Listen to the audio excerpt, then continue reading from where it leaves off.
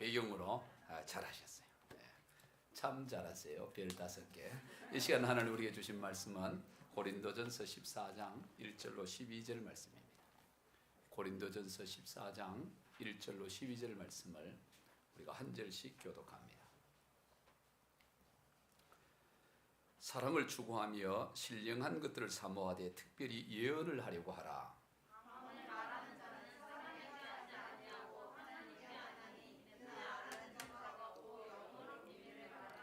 그러나 예언하는 자는 사람에게 말하여 덕을 세우며 권면하며 위로하는 것이요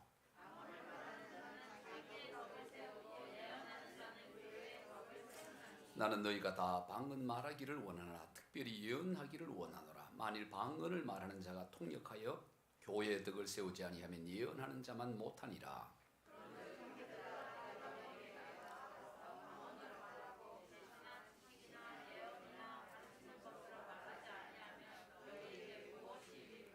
혹필이나 검은고와 같이 생명 없는 것이 소리를 낼 때에 그 음의 분별을 나타내지 아니하면 필이 부는 것인지 검은고 타는 것인지 어찌 알게 되리요.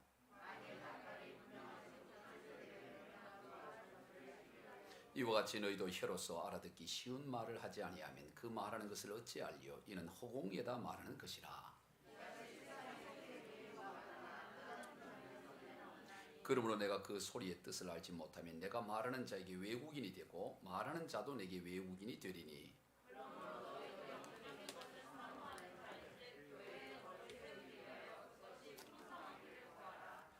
아멘. 할렐루야. 반갑습니다. 오늘은 성령의 은사 가운데 방언과 예언의 은사에 대해 살펴보고자 합니다. 먼저 방언에 대해서입니다. 이 방언을 뜻하는 헬라어 글로사라는 이 단어는 성경 여러 곳에서 혀나 단어, 언어로 이렇게 사용되어지는 단어입니다. 즉 방언이라는 것은 혀로 말을 하는 언어의 은사입니다. 그리고 이 방언의 은사에는 사람의 언어로 하는 방언이 있고 하늘의 언어로 하는 방언이 있습니다. 뭐가 있다고요? 사람의 언어로 하는 방언, 하늘의 언어로 하는 방언, 두 가지가 있어요. 이 사람의 언어로 하는 방언에 대해서는 사도행전 2장에 제자들에게 성령이 임했을 때 오순절날 그때 임한 방언이 바로 사람의 언어로 사는 방언이에요. 당시에 오순절날 성령이 임했을 때 그 예루살렘에는 세계 각국에서 온 디아스포라 유대인들이 오순절을 지키러 왔습니다.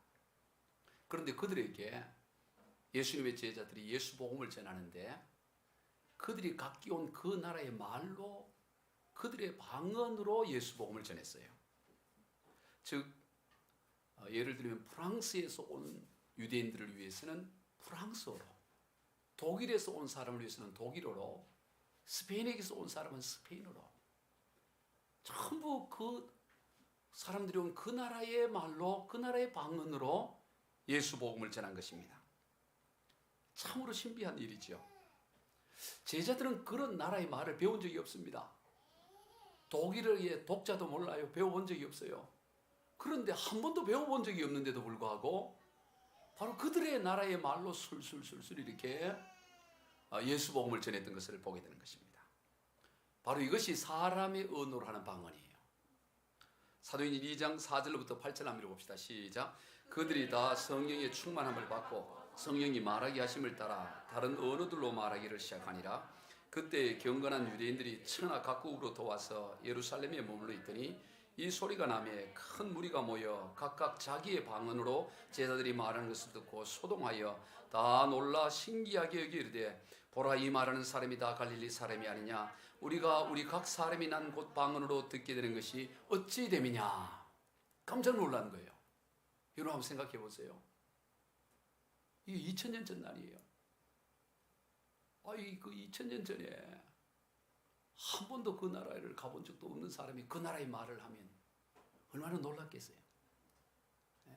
뭐 우리 2000년 안 가더라도 한 5, 60년 전에 60년대 50년대 저 미국 사람이, 코가 큰 미국 사람이 한국말을 막 하고 전라도 사투리를 쓰고 경상 사투리 써서 막 예수 복음을 전하면 깜짝 놀라지 않겠어요? 바로 그런 형태인 거예요. 이들은 그 언어를 배운 적도 없는데 그 나라의 말로 예수 복음을 막 유창하게 전하는 것입니다. 이것이 바로 사람의 언어로 하는 방언이에요. 그러나 이런 방언은 극히 드물어요. 오늘 이 시대도 이 열방 선교사들 가운데 이런 역사가 일어나고 있는 것을 종종 간증을 통해 듣습니다. 전혀 없는 건 아니에요. 오늘 이 시대도 그냥 방언으로 했는데 저들이 그 나라의 말로 알아듣고 예수를 믿는 경우들이 자주는 아니지만 종종 일어나고 있습니다. 그러나 드물지요. 대부분의 방언은 하늘 언어로서의 방언이에요. 사람 언어가 아니고 하늘 언어로서의 방언이 대부분이죠. 오늘 본문 2절입니다. 시작. 방언을 말하는 자는 사람에게 하지 아니하고 하나님께 하나니 이는 알아듣는 자가 없고 영으로 비밀을 말함이라. 방언을 알아듣는 사람이 없어요. 하늘 언어다 보니까 도대체 저 사람이 뭐 말하는지, 또 말하는 사람도 이게 뭔 소리인지 모르고 이렇게 하는 것입니다. 그런데 그 영으로 비밀을, 영으로 말을 하고 있는 것이죠. 이것이 바로 하늘 언어로의 방언이에요. 저는 고등학교 2학년 때 그러한 방언의 은사를 받았어요. 여러분도 그런 하늘 언어의 방언을 받은 분들이 꽤 있을 겁니다. 저는 고등학교 2학년 때 받았는데 그때 제가 개인적으로 큰 어려움이 있었습니다. 그래서 그것을 극복하기 위해서 신앙생활에 열심을 내었죠. 그래서 하루는 어느 기도원을 찾아가서 거기에서 기도를 했습니다. 그 기도원에는 그 기도실이 여러 갈래 동굴로 이루어져 있어요. 그러니까 동굴이 땅을 파서 동굴로 이렇게 기도실이 있는데 여러 갈래, 근데 한 갈래 깊숙한 곳으로 제가 가서 기도를 했던 거죠. 그런데 그 동굴 속에 들어가서 기도를 하는데 보니까 다른 그 갈래 동굴 속에서 한 남자가 큰 소리를 기도를 하는데 한 번도 들어보지 못한 소리로 기도를 하는 거예요. 아니 뭐 저런 소리를 하지? 저게 뭐지? 좀 미친 사람인가? 뭔가 이게 좀 겁도 나고 신기하기도 했어요. 뭐 이상한 소리로 막 하는 거예요. 그래서 저도 다른 동굴 속으로 끝에 가서 이렇게 저는 그냥 우리말로 이렇게 기도를 하는데 저도 모르게 제 입에서 막 이상한 소리가 나오는 거예요. 여러분 한번 고등학교 2학년이 동굴 속에 들어가서 이상한 말을 기도해보세요. 이게 내가 미친 거 아닌가 이런 생각도 들고 이게 뭐 그런데 그렇게 막 두려움이 몰려오고 그러진 않았어요. 그런데 그 왠지 속에서 그 시원함이 나오고 도대체 뭔 말인지 모르고 막 나오는 거예요. 바로 이것이 방언이에요. 이것이 하늘 언어로서의 방언입니다. 대부분의 방언이 여기에 속합니다. 그래 왜 하나님께서는 이런 하늘 언어의 방언을 우리에게 주실까요? 방언의 유익이 무엇일까요? 왜 방언을 하게 할까요? 알아듣지도 못하는 그런 소리를. 오늘 본문 4절을 우리가 봅니다. 시작.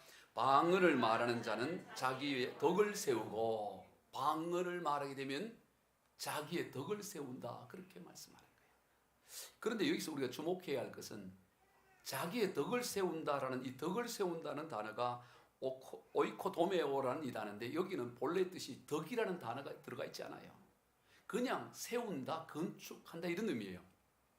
이 오이코도메오는 덕이라는 의미가 없는데도 불구하고 한글로 번역을 할 때 의역을 한 거죠. 덕을 세운다라고 이렇게 번역을 한 것입니다. 원래 직역을 하면 방언을 말하는 자는 자기를 건축한다, 자기를 세운다 그런 의미예요. 즉 방언의 은사는 자신을 그리스도 예수의 사람으로 온전히 세우게 한다라는 것입니다. 그리고 구체적으로 방언을 한다고 어떻게 해서 어떻게 그리스도 예수의 사람으로 온전히 세워질 수 있을까요? 먼저는 방언을 통해 깊은 기도의 세계로 들어갈 수 있어요. 아마 이 방언 하시는 분들은 다 제가 하는 말씀이 뭔지 다 이해를 할 겁니다. 근데 방언 기도를 해보면 그냥 1시간이고 2시간이고 아니 하면 할수록 더 깊이 더 은혜 가운데 깊이 기도가 들어가게 돼요. 우리가 그냥 한글로 이렇게 기도하면 몇 마디 뭐 하면 기도 내용이 더 이상 하지 못하는 경우들이 많아요. 우리가 금요일 날 30분간 통성 기도를 하는데 여러분 통성으로 막 우리말로 기도하면 사실 한 10분만 해도 아이고 더 이상 뭐 기도할 게 중복되어지고 그런 경우들이에요. 그런데 방언으로 기도하면 10분이 아니라 1시간이고 2시간이고 깊이 기도할 수 있어요. 즉 방언의 기도는 깊은 기도의 세계로 들어갈 수 있게 된다라는 거예요. 여러분 신앙생활은 기도생활인데 깊은 기도의 생활을 할 때 깊어지는 신앙이 되어지는 거죠. 그 다음은 방언으로 기도할 때는 내가 모르는 것을 기도하게 되는 거예요. 우리가 기도하면 다 자기 아는 걸 갖고 기도하잖아요. 내가 지금 필요한 게 뭐고 지금 어떻게 해야 되나 이거 다 기도하는데 사실은 우리 인생 가운데 나도 모르게 일어난 일들이 엄청나게 많고 나도 모르게 일어난 일을 위해 기도해야 될 내용들이 많이 있는 거예요. 그런데 방언으로 기도하게 되면 내가 모르는 일을 놓고 기도하게 되는 것입니다. 성령의 인도함을 따라. 그러니까 얼마나 유익해요. 내가 모르는 기도, 즉 하나님의 원하시는 기도를 할 수가 있게 되는 것입니다. 우리 2절을 다시 한번 읽어봅니다. 시작. 방언을 말하는 자는 사람에게 하지 아니하고 하나님께 하나니 이는 알아듣는 자도 없고 영으로 비밀을 말함이라. 영으로 비밀을 말해요. 그러니까 이 수준이 높은 깊은 수준의 기도 할 수가 있는 것이죠. 그리고 무엇보다도 방언 기도를 하게 되면 하나님께서 나와 함께 하신다는 이 확신을 가지게 되는 것입니다. 정말 하나님이 살아계시나 안 계시나 잘 모르고 흔들릴 수 있는데 방언 기도를 하게 되면 성령님이 지금 내게 이 은사를 주셨고 성령님이 지금 나와 함께하고 계시는구나, 하나님이 살아계시는구나 라는 이 확신, 믿음의 확신을 가져올 수 있는 것입니다. 그래서 이 세 가지 일로 인해서 크게 자기를 세우게 되는 겁니다. 자, 정리를 해볼게요. 자, 우리 기말고사 나옵니다. 방언이 주는 유익 세 가지를 쓰시오. 이렇게 나와요. 문제 가르쳐줬어요. 첫 번째는 뭐라고요? 깊은 기도의 세계에 들어갈 수 있다. 두 번째는 뭐예요? 내가 알지 못하는 기도를 한다. 세 번째는 뭐예요? 하나님이 성령님이 함께 하심을 확신할 수 있다. 그러니 이 방언 기도가 얼마나 유익한 것이겠습니까? 그런데 간혹 방언의 은사에 대해서 부정적으로 보는 견해들이 있습니다. 방언은 초대 교회 당시에 잠시 있었던 은사이고 성령이 기록된 이후로는 더 이상 방언의 은사가 존재하지 않는다라고 주장하는 견해예요.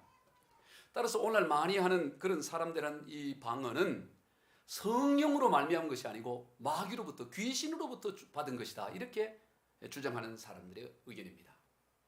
그래 주장하는 사람 이야기를 얼핏 들어보면 맞는 것 같기도 해요. 그들의 주장의 근거를 어디에 두냐면 우리가 고린도전서 13장에서 봤던 13장 8절로 10절의 말씀을 근거로 두고 그렇게 주장합니다. 우리 같이 읽어봅니다. 시작. 사람은 언제까지나 떨어지지 아니하되 예언도 패하고 방언도 그치고 지식도 패하리라. 우리는 부분적으로 알고 부분적으로 예언하는 것이 온전한 것이 올 때는 부분적으로 하는 것이 패하리라. 이 말씀을 근거로 합니다. 이 10절에서 온전한 것이 올 때는 부분적으로 하는 것이 패한다. 그래서 그 부분인 예언과 방언이 패한다. 이 주장을 하는데 여기에서 이 온전한 것이 올 때가 언제나를 저들은 성경이 완성된 때를 말합니다. 즉 성경이 완성되는 것이 곧 온전한 것이 온 것이다. 그러니 이제 성경이 완성되어졌으니 신구약 성령이 다 기록되어졌으니 더 이상 예언도 필요하지 않고 방언도 더 이상 필요하지 않는다. 은사가 더 이상 필요하지 않다라고 하는 은사 폐지론자들인 것입니다. 아주 극단적인 주장이죠. 여러분 이거는 전혀 성경적이지 않은 주장입니다. 이단이라고까지 말하기는 그렇지만 거의 이단 수준이에요. 방언이 폐지되었다고 하는 사람들의 주장은 거의 이단 수준이다 이렇게 생각하면 됩니다. 그리고 이런 사람들의 주장을 가만히 들어보면 그 바탕에 교만이 있습니다. 굉장한 교만이 그 안에 도사리고 있어요. 그래서 성령의 역사를 부정하는 일들을 하는 것이죠. 하나님은 이 성령 하나님은 어제나 오늘이나 내일이나 영원하신 하나님이에요. 어느 한 시대에 제한되지 않습니다. 그리고 하나님은 성경 한 권 던져놓고 마치 자습서 던져주고 네가 알아서 인생 문제 풀고 그 자습서 다 답이 나와 있으니 네가 알아서 하라. 그런 하나님이 아니다라는 얘기입니다. 성경 하나 던져주고 하나님은 그냥 역사에 간섭하지 않고 그냥 네가 다 알아서 성경 안에서 답 찾아서 해결하라. 그런 하나님이 아니라 성령 하나님은 어제나 오늘이나 영원토록 동일하시며 오늘 우리와 함께 하시는 하나님이다라는 사실이에요. 그리고 오늘 이 본문 고린도전서 10장 10절에서 온전한 것이 올 때라는 것은 성경이 완성될 때를 말하는 것이 아니라 주님께서 다시 오실 때 재림할 때를 말하는 것입니다. 이 나라에 하나님의 나라가 완성될 때, 그때가 바로 이 온전한 것이 올 때지, 성경 기록이 완성될 때가 온전한 것이 오는 게 아니에요. 그걸 어떻게 보면 아느냐, 이 고린도서 13장 12절을 보면 금방 알 수가 있어요. 누구라도 알 수가 있습니다. 12절 한번 읽어봅시다. 시작. 우리가 지금은 거울로 보는 것 같이 희미하나 그때는 얼굴과 얼굴을 대하여 볼 것이요 지금은 내가 부분적으로 하나 그때는 주께서 나를 아신 것 같이 내가 온전히 알리라. 이 온전한 것이 올 때 온전히 주님을 알게 되는 거예요. 주님이 우리를 온전히 알듯이 우리도 주님을 온전히 알게 되고, 우리가 주님을 얼굴과 얼굴을 대하여 본다. 이것은 달리 해석이 나오지 않습니다. 주님께서 재림하실 그때, 이때 하나님의 나라가 완성될 때, 그때가 온전한 것이 이루어질 때고, 그때 부분적으로 있던 예언과 이 모든 것이 패한다는 것이지, 그러지 않고 성경이 완성되어질 때 모든 것이 다 패한다는 것은 전혀 성경적이지 않는 주장이다라는 것입니다. 방언을 비롯한 모든 은사는 예나 지금이나 유효한 성령의 역사라는 걸 우리가 기억해야 됩니다. 그래서 오늘 본문에서 사도 바울은 5절 상반절 시작. 나는 너희가 다 방언 말하기를 원하나. 모두가 방언 말하기를 원해요. 바울은 모두 다 방언하기를 원한대요. 그 고린도 교회뿐만 아닙니다. 이 고린도 전서는 고린도 교회만을 위해 쓴 것이 아니고 오는 위에 세대를 위해 쓴 거예요. 나는 너희가 다 방언하기를 원한다는 것입니다. 여러분, 방언하기를 원해야 돼요. 그리고 39절에서 시작. 그런즉 내 형제들아 예언하기를 사모하며 방언 말하기를 금하지 말라. 성경이 정확하게 방언 말하기를 금하지 말라라고 했어요. 방언 말하는 걸 금하는 것은 반성경적인 주장이다. 그렇게 이해를 하시면 됩니다. 그러나 방언을 말함에 있어서 우리가 주의해야 될 사항이 있어요. 질서가 있고 품이 있게 해야 됩니다. 방언뿐만 아니라 모든 은사가 마찬가지입니다. 다 질서가 있어야 되고 품위가 있어야 되죠. 그러나 특히 이 방언과 예언은 더더욱 그럽니다. 더 품위가 있어야 되고 더 질서가 있어야 돼요. 이게 방언과 예언의 은사는 다른 은사와 달리 이 품위와 질서를 잃어버리면 이게 조롱거리가 되고 하나님의 은사가 완전히 바닥에 떨어지는 형상이 나타나요. 자, 오늘 본문인 40절 읽어봅시다. 시작. 모든 것을 품위 있게 하고 질서 있게 하라. 방언과 예언을 품위가 있고 질서 있게 하라는 것입니다. 방언의 은사는 주로 개인의 유익을 위한 은사이죠. 자신을 세우는, 자신의 신앙을 세우는 은사입니다. 그런데 그러한 은사를, 방언을 이런 공식적인 또 공개적인 기도 자리에서 하게 되면 어떻게 되겠어요? 오늘 우리 대표 기도하는데 우리 집사님이 방언으로 막 아무도 못 알아듣는 방언으로 막 하면 그거 어떻게 되겠어요? 아무도 못 알아듣고 저 사람이 뭔 소리 하나 하고 아멘도 못 하는 거죠. 그래서 오늘 본문 11절 16절에 이렇게 기록합니다. 시작. 그러므로 내가 그 소리의 뜻을 알지 못하면 내가 말하는 자에게 외국인이 되고 말하는 자도 내게 외국인 되리니 그렇지 아니하면 네가 영으로 축복할 때 알지 못하는 처지에 있는 자가 내가 무슨 말을 하는지 알지 못하고 내 감사에 어찌 아멘 하리요. 뭔 말인지 모르니까 예수 믿는 사람도 아멘 뭐하고 그냥 그렇게 끝나는 겁니다. 근데 그 정도가 문제가 아니고 그렇게 방언 기도를 해버리면 오늘 처음 우리 교회에 온 사람, 예수도 아직 잘 믿지 않는 사람, 잘 모르는 사람, 그 사람 어떻게 생각하겠어요? 좀 미쳤나 이런 생각. 좀 미쳤나. 이게 성경이 나와 있어요. 그 바로 오늘 본문에 23절을 봅시다. 시작.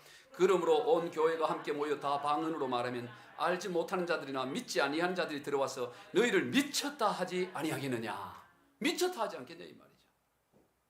우리가 가끔 보면 그 예수 전도단하고 또 복음 전하는 분들 보면 그 예수 천당 불신 지옥 이렇게 주장하는 분들이 있어요. 그 참 성경적인 이야기죠. 서울역 같은 데서 예수 천당 불신지죠.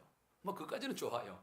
그리고 예수 천당 불신 지옥하고 그냥 끝내지. 그 다음 뭘 하냐? 방언으로 막 해버려요. 뭐 마이크 잡고 방언해버려요. 그거는 예수님의 영광을 완전히 땅에 던지는 일이에요. 주님의 이름을 모독하는 행위라고. 사람들이 그걸 보고 어떻게 생각해요? 저 미친 것들을 하지 않겠어요? 덕을 세우지 않는 거라고요. 여러분, 질서가 있고 품위가 있어야 됩니다. 우리가 예수를 믿어도 품위가 있게 믿어야 되고 질서가 있게 믿어야 되는 것입니다. 방언을 함부로 하지 말라는 겁니다. 개인의 유익을 위해서 하는 것이다 라는 거예요. 그런데 꼭 방언을 하고 싶을 때가 있어요. 그래도 이 공개적인 자리에 방언을 하고 싶을 때가 있습니다. 그런데 예외가 있어요. 그게 뭐냐면 통역자를 세우라는 겁니다. 방언을 할 때 통역할 자를 세워요. 방언의 은사도 있지만 통역의 은사가 있습니다. 저 사람이 방언하는 게 뭐다라는 거 통역을 해요. 우리 교회도 제가 아는 분이 통역을 하는 분이 계세요. 방언하면 통역을 하는 분이 계세요. 그게 누군지는 살짝 와서 물어봐요. 그 통역하는 분이 계셔. 그런데 통역자가 있을 때는 공개적으로 해도 됩니다. 통역을 할 수 있으니까. 그럼 통역자가 없으면 그러면 그때는 네 혼자 하나님하고 그냥 그렇게 기도해라는 거예요. 오늘 보면 27절 28절 시작. 만일 누가 방언으로 말하거든 두 사람이나 많아야 세 사람이 지차례를 따라하고 한 사람이 통역할 것이요 만일 통역한 자가 없으면 교회에서는 잠잠하고 자기와 하나님께 말할 것이요. 이 방언을 통해서 다른 이에게 불편함이나 방해가 되어서는 안 된다라는 거예요. 예를 들어 새벽 기도 시간에 다들 조용하게 이렇게 기도하는데 방언으로 뭐 알아듣지도 못한 방언으로 막 자기 혼자 그렇게 크게 기도하면 이 다른 이들이 기도 생활을 방해하는 꼴이 되는 거죠. 그렇게 해서는 안 된다 이 말이에요. 다른 이들에게 방해가 되지 않는 범주 내에서 그렇게 방언 기도를 해야 된다는 거예요. 물론 혼자 있을 때는 얼마든지 크게 방언을 할 수 있습니다. 혼자서는 얼마든지. 저도 혼자 기도할 때는 크게 방언으로 기도를 합니다. 그러나 함께 이렇게 있을 때는 그렇게 하면 오히려 다른 이들에게 신경이 쓰여서 기도를 방해하는 거기 때문에 절제하고 질서 있게 하는 거죠. 방언을 통해서 우리가 깨닫게 되는 하나님의 은혜가 있습니다. 본래 하나님께서 인간을 창조하셨을 때는 하나의 언어였습니다. 뭐 독일어, 일본어, 중국어 이렇게 나누어져 있지 않고 하나의 언어였어요. 아담과 하와가 하나의 언어였습니다. 그 이후로 계속 하나의 언어였어요. 다 하나의 언어로 살아갔습니다. 그런데 인간이 죄를 범하고 나가 하나님과 맞서기 위해서 바벨탑을 쌓는 사건이 창세기 11장에 나옵니다. 그때 하나님께서 언어를 흩어버리셔요. 그리하여 서로 말이 통하지 않고 바벨탑을 쌓는 그런 일이라서 참 안타까워요. 성경을 읽다가 제일 그 안타까운 것 중에 하나가 창세기 11장. 요것만 없었으면 영어 배우느라고 토플, 토익 안 해도 되는데 그 바벨탑 쌓다가 그냥 그것 때문에 그거 성경에서 제일 빼고 싶은 장 11장. 그래서 너무 영어 배우기 힘들고 요즘 학생들 얼마나 힘들어요. 학원 다니고. 그때 언어가 나누어지는 거예요. 왜? 사람이 하나의 언어로 했더니 전부 하나님을 대적하고 마음을 합해가지고 교만하고 하나님 대적한다고 바벨탑 쌓고 그러는 거예요. 그때 하나님의 언어를 나눈 거예요. 우리 창세기 11장 6절로 7절 시작. 여호와께서 이르시되 이 무리가 한 족속이요 언어도 하나이므로 이같이 시작하였으니 이후로는 그 하고자 하는 일을 막을 수 없으리라. 자 우리가 내려가서 거기서 그들의 언어를 혼잡하게 하여 그들이 서로 알아듣지 못하게 하자 하시고 언어를 혼잡하게 하는 거예요. 그러니 하나가 될 수가 없는 거예요. 말이 안 통하니까. 여러분 방언의 시작이 여기에서 시작합니다. 이 창세기 11장에 방언이 처음 나오는 거예요. 원래는 다 하나의 노아의 홍수 때도 다 하나 계속 하나의 언어였는데 11장에 이르러서 이 바벨탑 사건을 통해 여러 나라의 말로 나누어진 것이죠. 방언이 생겨난 것입니다. 죄의 결과로 인해 서로 말이 통하지 않는 방언이 생겨난 것입니다.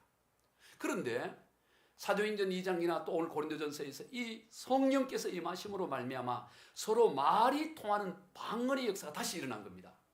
여러분 창세기 11장의 방언은 분열의 역사인 거죠. 분열의 결과입니다. 그러나 두 번째 방언은 소통을 뜻하는 거예요. 첫 번째 방언은 분열이었지만 두 번째 방언은 소통인 것입니다. 사람과의 소통, 하나님과의 소통을 뜻합니다. 여러분 사람이 말이 통해야 돼요. 여러분 왜 갈등하고 싸웁니까? 다 갈등하고 싸우는 이유는 하나입니다. 말이 안 통하는 거예요. 말이 안 통하니까 자기 주장 펼치고 답답해하고 막 소리 지르고 그리고 자기가 말하고자 하는 걸 막 강력하게 그냥 주입시키기 위해서 더 강하게 이렇게 그게 바로 싸우는 거죠. 소통이 안 돼서 싸우는 거예요. 말이 통하지 않는 것입니다. 죄의 결과지요. 그러나 성령이 임하는 곳에 말이 통하는 역사가 일어납니다. 죄로 말미암아 처음에 방언으로 소통이 일어나지 않았지만 다시 성령이 오셔서 방언으로 말미암아 소통이 되는 서로 말이 통하는 일이 일어난 것입니다. 여러분 오늘 이 시대의 문제가 어디에 있습니까? 소통이 되지 않는다는 거예요. 부모와 자식 간에도 말이 안 통합니다. 부부 사이도 말이 안 통해요. 세대와 세대 간의 말이 통하지 않습니다. 거기서 모든 문제가 비롯되는 것이죠. 그러나 하나님의 영이 임하시는 곳에 소통의 역사가 일어나요. 말이 통하는 역사가 일어납니다. 방언을 통해 깨닫게 되는 하나님의 은혜인 것입니다. 저는 우리 교회 성도들이 이런 하나님의 은혜를 경험하고 또 바울이 원했던 것처럼 우리도 방언을 많이 할 수 있어서 더 깊은 기도의 세계 또 깊은 하나님의 뜻으로 또 늘 하나님의 함께 하심을 생생히 경험하는 그런 풍성함이 있기를 소망합니다. 다음으로 예언에 대한 은사예요. 오늘 본문에서 사도 바울은 특별히 예언의 은사를 강조합니다. 우리 1절을 읽어봅시다. 시작. 사랑을 추구하며 신령한 것들을 사모하되 특별히 예언을 하려고 하라. 여러분, 특별히 예언을 하려고 하래요. 특별히 예언 받으러 가라 이런 말 없습니다. 어디 용한 권사 밑에 가서 안수 받고 예언 받으라 그런 내용 없어요. 네가 직접 예언을 하려고 하래. 특별히 예언을 하려고 하라라고 말씀합니다. 예언할 걸 강조해요. 예언을 열망할 것을 말씀합니다. 여러분, 예언의 은사가 가지는 특별한 유익이 있어요. 방언의 은사가 가지는 유익이 있죠. 세 가지 있었다 그랬죠. 예언의 은사가 가지는 특별한 유익이 있습니다. 오늘 3절을 읽어봅니다. 시작. 그러나 예언하는 자는 사람에게 말하여 덕을 세우며 권면하여 위로하는 것이요. 예언의 은사는 다른 사람을 세우는 은사예요. 방언의 은사는 자기 자신을 세웁니다. 자기 자신을 온전한 그리스도의 사람으로 세워갑니다. 그러나 예언의 은사는 자기를 세우는 것이 아니라 다른 사람을 세워갑니다. 다른 사람을 세워서 권면하고 위로하여 세워가는 것입니다. 그래서 교회의 덕이 되는 것입니다. 그래서 방언을 말하는 사람에게는, 이 방언을 말하는 자는 자기에게 덕을 끼치지만 예언을 하는 자는 교회에 덕을 끼친다. 오늘 본문 4절 같이 읽어봅니다. 시작. 방언을 말하는 자는 자기의 덕을 세우고 예언하는 자는 교회의 덕을 세우나니. 여러분, 예언은 다른 사람을 온전한 그리스도로 세워서 교회의 덕을 세우는 귀한 은사예요. 그러므로 예언하기를 열망하며 힘을 써야 돼요. 예언해야 돼요. 오늘 설교 끝나고 나서부터는 전부 예언을 하셔야 됩니다. 나는 예언하고 예언이야 신령한 누가 하는 거지 나는 못해. 그래 하면 안 돼. 오늘 설교 다 끝나보면 알겠습니다만은 다 예언자가 돼야 돼. 사도 바울은 다 예언자가 되라고 말해요. 그러면 구체적으로 예언이 뜻하는 것이 무엇일까 하는 것입니다. 여기에서 예언은 장래일을 쪽집게처럼 알아맞히는 것을 뜻하지 않습니다. 무당이 점을 치는 것 같은 뜻을 예언이라고 말하지 않아요.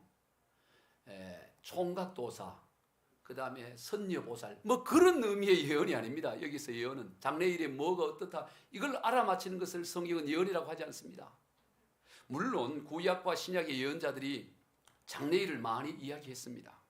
그러나 예언의 핵심은 하나님의 말씀, 하나님의 뜻을 전하는 것이 예언이다라는 거예요. 예언자라고 할 때 한문으로 두 가지가 쓰입니다. 우리 PPT 한번 띄워보시면 제일 먼저 이 예언자의 이 예자는 미리 예자예요. 미리 예. 예습 그런 거 예. 미리 예자입니다. 두 번째 예자는 뭐냐면은 맡을 예자예요. 예금 그럴 때 돈을 맡을 때 예금. 성경에서 예언자 그럴 때는 위에 예언자를 쓰지 않고 밑에 예언자입니다. 맡은 말씀을 맡은 자라는 겁니다. 하나님의 말씀을 맡은 자가 예언자인 거예요. 미래를 쪽지게처럼 알아맞추는 게 예언자가 아니고 하나님의 말씀을 맡은 자가 예언자다. 그렇게 말하는 것입니다. 그래서 하나님의 말씀 자체가 예언이에요. 하나님의 말씀 속에는 미래적인 요소가, 장래적인 요소가 다 들어있습니다. 그러나 초점은 미래에 있는 것이 아니라 언제나 현재에 있다는 것입니다. 예언의 말씀은 언제나 초점이 미래에 어떻게 된다 여기에 있는 것이 아니고 언제나 초점은 현재에 있습니다. 예를 들어 너 그렇게 살면 망한다. 그 예언이 있을 때, 자 여기에서 너 그렇게 살면 망한다 그럴 때 망한다가 하는 게 미래죠. 미래에 초점이 있어요. 너 그렇게 살면 안 돼. 여기에 초점이 있어요. 너 그렇게 살면 망한다라고 말을 할 때, 우리가 일반적으로 말할 때 그거는 너 지금 그렇게 살면 안 돼. 현재 그렇게 살면 안 된 이것을 강조하는 거지. 미래에 반드시 망해. 여기에 초점을 두는 게 아니다 이 말이에요. 이런 것처럼 하나님의 말씀은 언제나 미래적 요소를 포함하고 있지만 언제나 그 초점은 현재에 초점을 두고 있다라는 것입니다. 그래서 현재 바르게 살도록 하는데 여기에 목적이 있어요. 오늘 보면 3절 다시 읽어봅니다. 시작.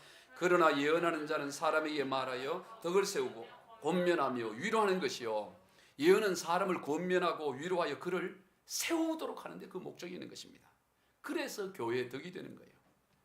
잘못된 길로 가는 사람을 하나님의 말씀으로, 예언의 말씀인 하나님의 말씀으로 권면하여 바른 길, 곧 하나님이 원하시는 길로 가게 하고, 연약한 가운데서 절망 가운데 있는 이를 하나님의 말씀으로 위로하여 다시 힘을 얻고 앞으로 나아가게 하도록 하는 것이, 이것이 바로 예언의 주된 사역인 것입니다. 즉 권면과 위로의 예언의 초점이 있다는 거예요. 단순히 미래 어떻게 된다, 이거는 예언이 아닙니다.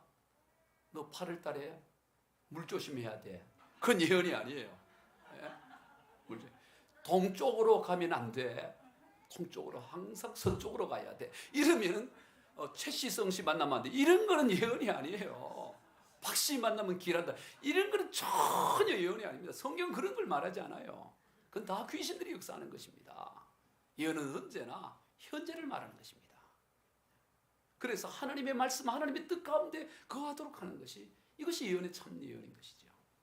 사무엘하 11장을 보면 이스라엘 온 군대가 아람과의 전쟁을 치르러 나가는데, 당시 왕이었던 다윗 왕은 그 전쟁에 나가지 않고 자기는 혼자 궁궐에 남아서 늦게까지 놀다가 늦게 일어나고 그렇게 게으름을 피우고 있었습니다.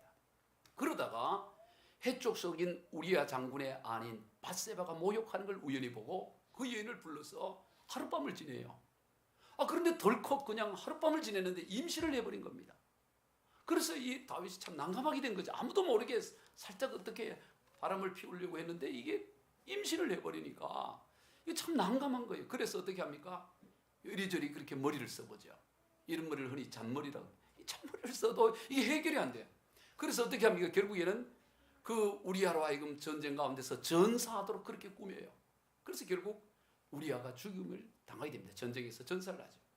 그러니까 전사를 하니까 남편이 죽으니까 그 장례를 치르고 이제 미망리로 홀로 밧세가 남아 있을 때, 그때 이제 정식으로 자기 아내로 다윗이 데려와서 살게 됩니다. 그때 누가 오느냐면 나단이라는 선지자가 찾아와요. 나단이라는 선지자가 찾아와서 다윗에게 한 이야기를 합니다. 뭐라 그러냐면, 왕이요, 어떤 성에 두 사람이 있었는데 한 사람은 양과 소를 아주 많이 가진 부자였고, 다른 한 사람은 자기가 사서 기르는 어린 암양 한 마리밖에 없는 아무것도 가진 것이 없는 가난한 사람이었습니다.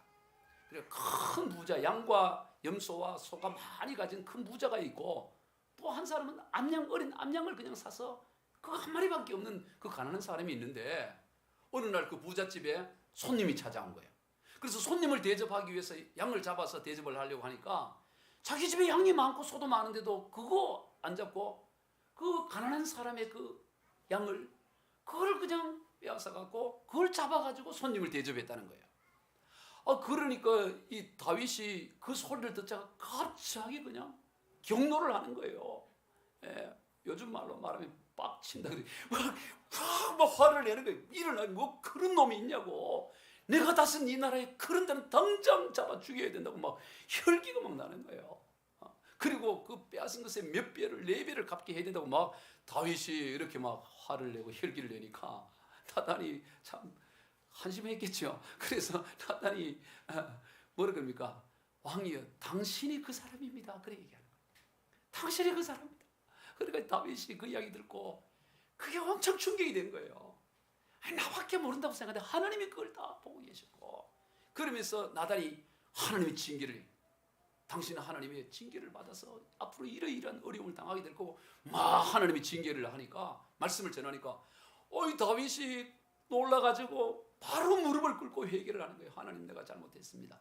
그때 이 다윗은 원래 문학적인 기질이 있잖아요. 그때 쓴 시가 시편 51편이에요. 시편 51편이 바로 밧세바를 취하고 나단이 와서 책망했을 때 쓴 시인데, 우리 같이 한번 읽어보겠습니다. 시작.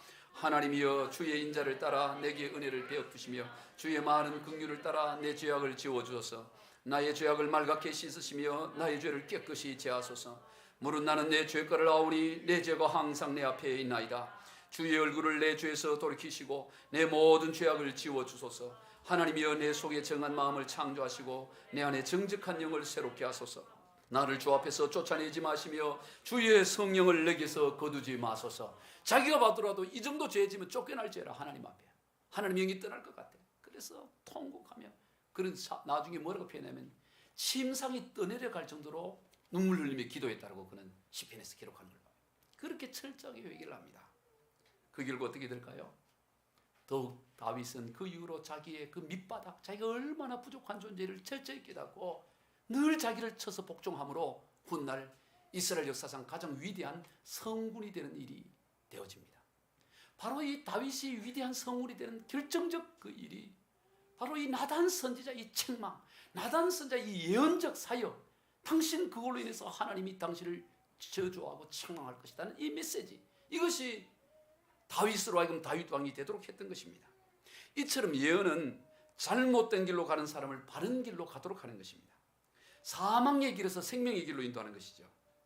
그런 데서 때로는 강한 책망으로, 때로는 부드러운 위로로 그렇게 합니다. 그러므로 예언의 사역이 참으로 중요한 것입니다. 그래서 오늘 본문에서 사도 바울은 특별한 말을 쓰잖아요. 바울은 보통 특별한 말 잘 안 써요. 그런데 특별히 예언은 하려고 애를 쓰라는 거예요. 여러분, 특별히 예언하려고 애를 쓰시기 바라요. 예언하려고 사모해야 되는 것입니다. 교회를 세워감에 있어서 방언의 은사보다 예언의 은사를 더 강조하는 것입니다. 물론 예언의 은사가 방언의 은사보다 더 낫다 이렇게 하는 건 아닙니다.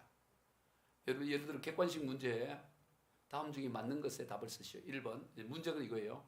방언의 은사와 예언의 은사 중에 어느 것이 더 가치가 있습니까? 1번 방언, 2번 예언, 3번 둘 다 소중하다. 몇 번이 답이에요? 네. 응? 이게 확실하게 다시, 방언과 예언의 은사 중에 어느 것이 더 가치 있는 은사입니까? 1번 방언, 2번 예언, 3번 둘 다 가치 없다, 4번 둘 다 가치 있다. 몇 번? 3, 예? 예, 4번. 우리 사지선당이 워낙 익숙해가지고 삼지를 해놓으니까 답을 못해. 답이 4번이에요. 여러분, 은사라는 건 다 하나님으로부터 주는 것입니다. 방언도 지 하고 싶다고 합니까? 예언도 하고 싶다고 하는 게 아니에요. 다 하나님으로부터 주어진 것이기 때문에 가치의 우열이 있을 수 없어요. 방언도 귀하고 예언도 다 귀한 가치입니다. 그러나 교회를 세워가는 데 있어서, 교회를 덕을 세울 데 있어서의 유용성, 효용성은 바로 예언의 은사가 더 있다. 그걸 지금 바울이 말하는 거예요. 그래서 이 바울은 이 방언을 아주 많이 했습니다. 그래서 이 자기가 방언하는 것에 대해서 감사했습니다. 그러나 그는 이렇게 말해요. 오늘 보면 18절 19절 시작. 내가 너희 모든 사람보다 방언을 더 말함으로 하나님께 감사하노라. 그러나 교회에서 내가 남을 가르치기 위하여 깨달은 마음으로 5마디 말하는 것이 1만마디 방언으로 말하는 것보다 나으니라. 5마디의 그 예언의 메시지, 하나님 주신 감동의 메시지를 하는 것이 10,000마디 방언하는 것보다 사람을 세우는데 더 효용성이 있다. 그 말씀하는 거예요. 즉이 당연한 이야기겠죠. 예언은 남을 가르치기 위하여 깨달은 마음으로 말하는 것입니다. 그래서 우리가 예언을 하려고 해야 되는데, 많은 이들이 아이고 예언은 뭐 좀 신령한 사람이나 목사님이나 또 기도 많이 하는 권사님이나 장로님이나 하는 거지. 아니 나 같은 사람이 난 예언은 뭘 이래 생각하는 경우들이 있어요. 이건 아주 잘못된 것입니다. 그걸 왜 그렇게 생각하냐면, 우리 아까 앞에서 미리 예자, 예언자, 좁직게 이래 생각하기 때문에 그런 것입니다. 우리는 그런 예언자가 아니고 맡을 예자예요. 하나님의 말씀을 맡은 자입니다. 그래서 바울은 오늘 보면 31절 한번 읽어봅시다. 시작. 너희는 다 모든 사람으로 배우게 하고 모든 사람으로 권면을 받게 하기 위하여 하나씩 예언할 수 있느니라. 아멘. 예언할 수 있다, 없다요? 있다, 없다? 다시, 예언은 아무나 할 수 있다, 2번 없다. 있다예요, 있다. 하나씩 누구나 예언할 수 있습니다. 다 이제 우리가 예언자가 되는 거예요. 왜 그렇습니까? 하나님이 저와 여러분 가운데 함께 하고 계시기 때문에요. 하나님이 우리와 함께 하는 것이 신앙의 본질이죠. 그런데 하나님이 우리와 함께 하시는데 그냥 가만히 함께만 하실까요? 함께 하시면서 그래도 뭐라도 말씀도 하고 이렇게 활동을 하실까요? 하나님이 우리와 함께 하신다는 게 성경의 일관된 주장이잖아요. 너희가 하나님의 성전인 것과 하나님의 영이 너희 안에 거하신 걸 알지 못하느냐? 네, 성령은 하나님이 우리 안에 있다는 것입니다. 하나님이 우리 안에 거하신다는 거예요. 그럼 우리 안에 거하시는 하나님은 그냥 거하시기만 하고 네 인생 네가 알아서 하고 성경이나 보면서 답 찾아서 그래 살아라 그렇게 할까요? 아니면 우리 안에 거하시는 하나님은 우리에게 끊임없이 뭔가 말씀을 하시고 우리에게 감동을 주시고 우리를 인도하시는 그 일들을 하고 계실까요? 하나님은 끊임없이 우리 가운데 말씀하시는 하나님이에요. 꼰 보리짝처럼 가만히 있는 하나님이 아니라 오늘 우리 가운데 살아 역사하시며 우리 인생을 인도하시는 하나님이십니다. 그 하나님이 그렇기 때문에 우리는 누구라도 그 하나님이 우리 가운데서 말씀하시는 바를 우리가 듣고 전할 수 있는 그런 것이 기본으로 되어 있는 것입니다. 그리고 무엇보다도 성경에 기록된 말씀으로 우리에게 주어진 말씀이 있습니다. 예금이 된 것처럼 오늘 우리에게 예언된 말씀, 우리에게 맡겨진 말씀이 있어요. 성경은 전부 우리에게 맡겨진 말씀입니다. 그 중에 몇 가지만 보면, 한 2가지만 보면요. 히브리서 9장 27절 시작. 한 번 죽는 것은 사람에게 정한 것이요 그 후에는 심판이 있으리니. 자, 이 말씀 보세요. 죽음 이후에 심판이 있다. 이 말씀은 오늘 우리에게 맡겨진 말씀이라는 걸 기억해야 됩니다. 죽음 이후에 심판이 있고 그 심판에 따라 천국과 지옥이 있다는 사실이에요. 죽으면 그것으로 끝난다. 그게 아닙니다. 죽음 이후에 심판이 있다. 이것은 세상 사람들은 몰라요. 이 성경을 모르고 하나님의 말씀을 모르는 사람은 죽으면 끝나버리지 뭘 죽은 뒤에 뭐가 있어. 그렇게 여긴다 이 말이죠. 그런데 성경은 틀림없이 죽음이 있고 죽음을 누구도 벗어날 수 없고 그리고 죽음 이후에는 심판이 있다.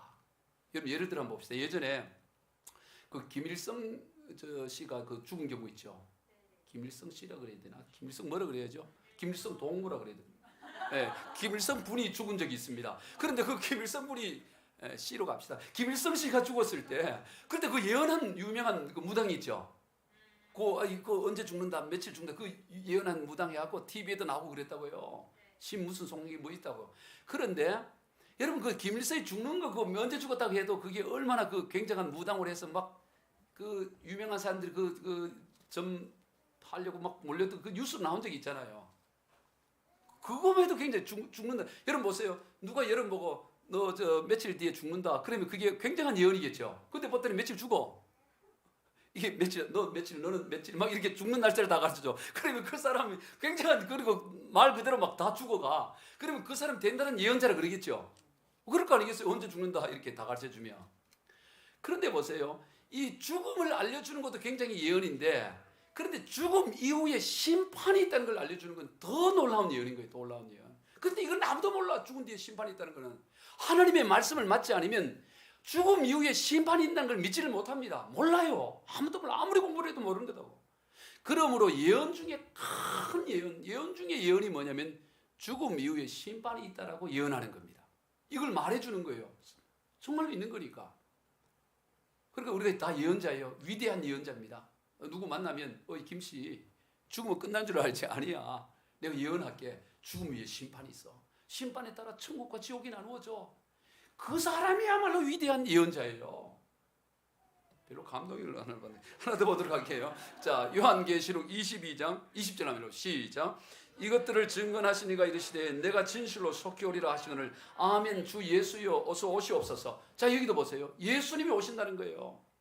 2000년 전에 예수님 이 땅에 오셔서 십자가에 죽으시고 끝난 게 아니고 재림주로 다시 예수님이 오신다. 이건 미래의 일이잖아요.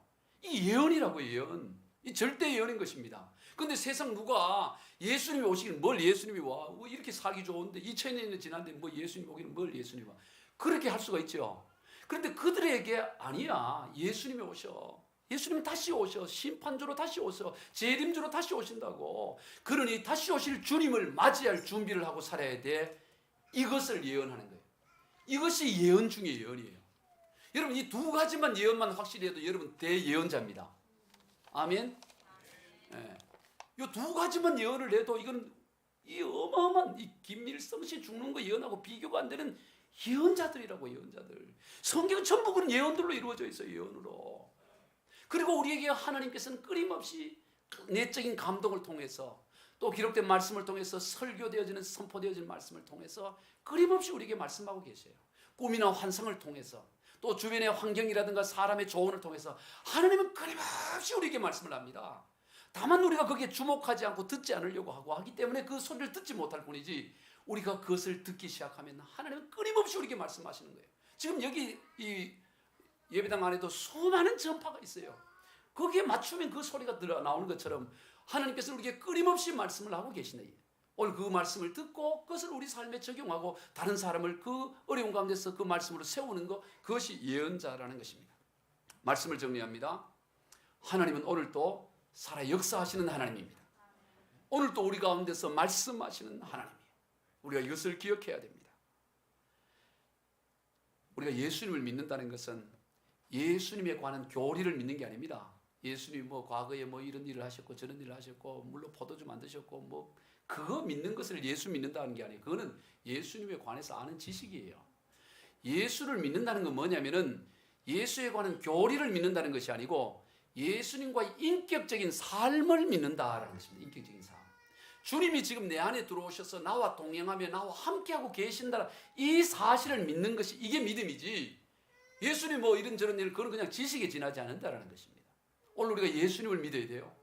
그래서 예수는 우리 가운데 살아 역사하셔서 말씀하고 계시고 예언하고 계신다는 사실, 그리고 그것을 전해서 다른 사람을 이렇게 세우시고, 그래서 그들로 하여금 반듯한 그리스도인으로 살아가도록 하는 것이 참된 예언자로 우리의 삶이고, 또 우리가 방언을 통해서 더 깊은 기도의 세계로, 또 우리가 알지 못하는 하나님 수준의 기도를 통해 또 하나님 우리와 함께 하심을 확신하며 나가는 그런 믿음의 사람, 하나님의 사람들이 다 되기를 주 예수 그리스도 이름으로 축원드립니다. 기도하시겠습니다. 하나님 아버지 감사합니다. 하나님은 오늘 또 살아 역사하여서 우리와 함께하여 하고 계시고, 성령의 은사들을 우리에게 주셔서 하나님의 사람으로 살아갈 수 있도록 해주셔서 감사합니다. 특별히 하나님 다 방언하기를 원한다라고 바울이 말한 것처럼 오늘 우리가 방언을 향한 사모하는 마음이 있게 하시고, 우리가 방언 기도를 통하여 더 깊은 기도의 세계로 들어가고 더 깊은 하나님의 뜻을 분별하고 기도할 수 있는 삶이 되게 하여 주옵소서. 그리고 무엇보다 하나님 우리에게 맡겨놓으신 이 예언자의 사역을 우리가 감당함으로 말미암아 하나님 우리를 통해 말씀하시는 하나님의 말씀을 세상 가운데 증거하고 전하여 많은 이들이 우리가 전하는 예언의 말씀으로 세워지고 온전해지는 역사가 있게 하여 주옵소서. 온전한 하나님의 사람으로 살아가게 하옵소서. 축복하며 예수님의 이름으로 기도하옵나이다. 아멘.